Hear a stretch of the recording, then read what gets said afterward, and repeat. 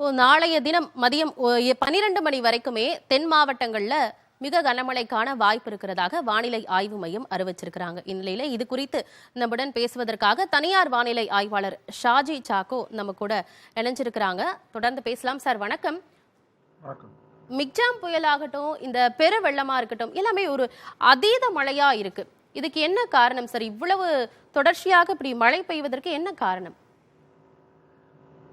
தொடர்ச்சி அதுக்கு காரணம் எதுவும் சொல்ல முடியாது. நம்மளால அதை கணிக்க மட்டும்தான் நம்மளால முடியும். இல்ல குறிப்பா இப்ப நம்ம வந்து கிளவுட் பர்ஸ்ட் அப்படின்னு சொல்றோம் அப்படின்னா, ஒரு குறிப்பிட்ட இடத்துல ஒரு மணி நேரத்துல அதிக அளவிலான மழைப்பொழிவு அப்படிங்கிறது கிடைக்கும். ஆனா இது வந்து இப்ப நம்ம கிளவுட் பர்ஸ்ட் அப்படின்னு எடுத்துக்கலாமா? அந்த மாதிரி பார்க்கலாமா? கிளவுட் பர்ஸ்ட்னு சொல்ல முடியாது. அதாவது மேகக்கூட்டங்கள்ல பல வகையான மேகங்கள் இருக்கு. அதுல குமுலோ நிம்பஸ்னு ஒரு வகையான மேகங்கள் உருவாகும். அது வந்து கிட்டத்தட்ட கிலோமீட்டர் அளவுக்கு வந்து உயரம் கொண்டதா வந்து சேரும். அந்த அந்த மேகக்கூட்டங்கள் கொஞ்சம் கொஞ்சமா அந்த சுழற்சி மூலமா அப்படியே வந்து சேர்ந்துட்டு, அதுக்கப்புறம் அது மழையா பெய்யும் போது ஒரு குறிப்பிட்ட பகுதியில அதிக அளவு மழை வந்து பெஞ்சுக்கிட்டே இருக்கும். அது வந்து அது வந்து கலைந்து போக வாய்ப்பு இருக்கு. அந்த மாதிரி இல்லாம அது பல கிலோமீட்டர்கள் அடுக்குகளை கொண்ட ஒரு மேகங்கள் கூட்டங்கள் வந்து அது மொத்தமா வந்து குமியும் போது அது வந்து இந்த மாதிரி பெரிய வெள்ளத்தை உருவாக்குது. இதை வந்து நம்மளால வந்து கடைசி நேரங்கள்ல மட்டும்தான் கணிக்க முடிய வேண்டிய ஒரு சூழ்நிலையும் இருக்குது. 10 நாளுக்கு முன்னையே நமக்கு வந்து மழை வருது, இந்த தென் மாவட்டங்கள்ல மழை இருக்குன்னு நமக்கு தெரியும். ஆனா கூட இவ்வளவு பெரிய மழை வரும் அப்படிங்கிறது கணிக்க முடியாத ஒரு விஷயமாவே இருந்தது.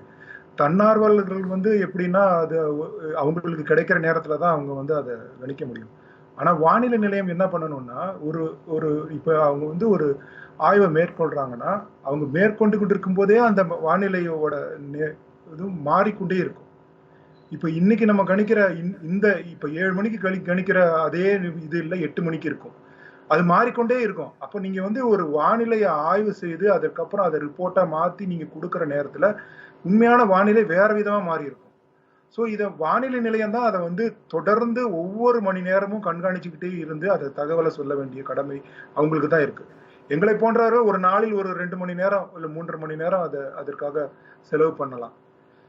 ஆனா வானிலை நிலையத்துக்கு தான் எல்லா விதமான தொழில்நுட்பங்களும் ரேடார்களும் கருவிகளும் எல்லாம் இருக்குது. அவங்க தான் அதை இன்னும் சிறப்பா செய்ய முடியும். சரி, நம்ம தொடர்ந்து பேசலாம் ஷாஜி. அதற்கு முன்னதாக தாமிரபரணி ஆறு குறித்தும் மழை வெள்ளத்தால் லாரிகள் வீடுகள் அடித்து செல்லப்பட்டதையும் நம்ம பார்த்தோம். இது மட்டும் இல்லாம தூத்துக்குடி மாவட்டம் தாதன்குளம் அருகே வெள்ளத்துல தண்டவாளம் அடிச்சுட்டு போயிருக்கு. இதனால ரயில்ல அங்கு ஏராளமான பயணிகள் சிக்கிட்டு இருக்காங்க. அதாவது இப்போதைக்கு 500 பேர் வரைக்குமே சிக்கி இருப்பதாக சொல்லப்படுது. அவங்க இப்ப என்ன செய்யறதுன்னு தெரியாம தவிச்சிட்டு இருக்காங்க. அவர்களுடைய நிலை தற்போது என்னங்கிறத பார்ப்போம். தூத்துக்குடி மாவட்டத்தில் பெய்து வரும் தொடர் மழையால் பல இடங்களில் வெள்ளம் சூழ்ந்துள்ளது. ஆறுகளில் வெள்ளப்பெருக்கு ஏற்பட்டுள்ளதால் கரையோர பகுதிகளில் நீர் புகுந்துள்ளது. இந்நிலையில் திருச்செந்தூரிலிருந்து சென்னை எழும்பூருக்கு நேற்று இரவு புறப்பட்ட விரைவு ரயில் தாதன்குளம் அருகே வந்தபோது வெள்ளப்பெருக்கினால் தண்டவாளம் அடித்துச் செல்லப்பட்டது. ரயிலின் முன்புறம் மற்றும் பின்புறத்தில் உள்ள தண்டவாளம் வெள்ளத்தில் அடித்துச் செல்லப்பட்டதால் இரவிலிருந்து ரயில் நகர முடியாமல் தாதன்குளம் அருகே நின்று கொண்டிருக்கிறது. இந்த ரயிலில் 800க்கும் மேற்பட்ட பயணிகள் பயணம் செய்த நிலையில் 300 பயணிகள் பாதுகாப்பாக மீட்கப்பட்டு ஸ்ரீவைகுண்டம் அருகே உள்ள ஒரு பள்ளியில் தங்க வைக்கப்பட்டுள்ளனர். மீதமுள்ள 500 பயணிகள் இதுவரை மீட்கப்படாததால் உணவு உள்ளிட்ட அடிப்படை வசதிகளை பெற முடியாமல் அவர்கள் தவித்து வருகின்றனர். ரயிலில் சிக்கியுள்ளவர்களை மீட்க தேசிய பேரிடர் மீட்புக் குழுவினர் அந்த பகுதிக்கு விரைந்துள்ளனர். தொடர்ந்து நம்ம தனியார் வானிலை ஆய்வாளர் ஷாஜி இருக்காங்க, அவங்கள்ட்ட பேசலாம். சார், இதுக்கு முன்பெல்லாம் காற்றழுத்த தாழ்வு நிலை வந்து இப்போ ஒரே இடத்துல இருக்கு அப்படின்னா அந்த சுற்றி இருக்கக்கூடிய அந்த பகுதிகளில் அதிக அளவிலான மழைப்பொழிவு அப்படிங்கறத நம்ம இதுக்கு முன்பு பார்த்திருக்கோம். ஆனா வளிமண்டல கீழடுக்கு சுழற்சி அப்படின்னும் போது அது இந்த அளவுக்கு ஒரு இன்டென்சிவா இவ்வளவு மழைப்பொழிவை கொடுக்குமா? இதுதான் முதன்முறையில் இதற்கு முன்பு நடந்திருக்கா? இதுதான் காரணம்னு எடுத்துக்கலாமா? இது எனக்கு தெரிஞ்ச வரைக்கும் நான் இது வரைக்கும் இந்த மாதிரி ஒரு மழை பொழிவை பார்த்ததில்லை. மேல இது காற்றழுத்த தாழ்வு நிலை வரும் நிலையை தான் இருந்தது. பட் ஆனா கீழடுக்கு சுழற்சி மூலமா அதாவது எப்பவுமே நமக்கு வந்து தென் மாவட்டங்கள்ல வந்து கனமழைன்னு சொன்னா கூட இலங்கைக்கே அது போயிடும். எப்பவுமே நமக்கு வந்து தென் மாவட்டங்களுக்கு கிடைக்கிறதே இல்லை மழை. அதனாலவே நம்ம வந்து இந்த மழை தென் மாவட்டங்களுக்கு வருங்கிற போது நம்ம அந்த அளவுக்கு முக்கியத்துவம் கொடுக்காம இருக்கிறோமோங்கிற ஒரு கவலையும் இருக்கு. ஏன்னா எப்பவுமே சென்னை போன்ற இடங்கள்ல மட்டும்தான் வெள்ளம் வரும், தென் மாவட்டங்கள்ல வராதுன்னு நம்ம எப்பவுமே நினைச்சுக்கிட்டு இருக்கோம். ஆனா அது இந்த முறை வந்து பொய்யாயிருச்சு.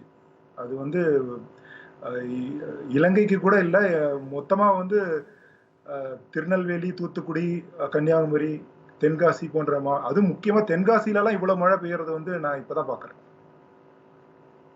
வளிமண்டல கீழடுக்கு சுழற்சியினால இப்படி ஒரு மழை அப்படிங்கிறது இதுதான் நம்ம தமிழ்நாட்டுல முதன்முறையாக இருக்கு அப்படிங்கிற விஷயத்தை பதிவு அதனால வந்து பண்ணிருக்கீங்க. ஆமா. அதுக்கப்புறம் அது குளிர்வு தன்மை ஏற்படக்கூடிய அந்த அந்த நிலையும் வரும்போது அந்த மழையா வந்துருது, அவ்வளவுதான். இணைப்பில் வந்து பல்வேறு தகவல்களை எங்க கூட பகிர்ந்து கொண்டீங்க. நன்றி திரு ஷாஜி.